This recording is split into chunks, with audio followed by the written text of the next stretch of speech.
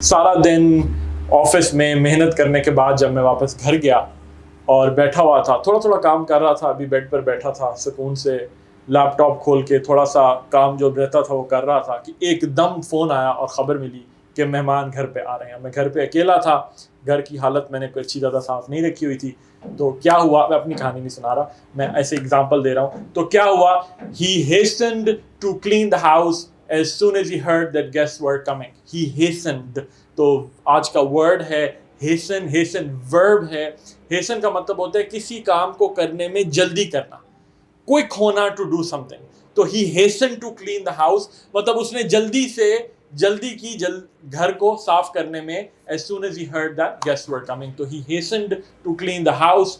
Word is hasten. Hasten is a verb.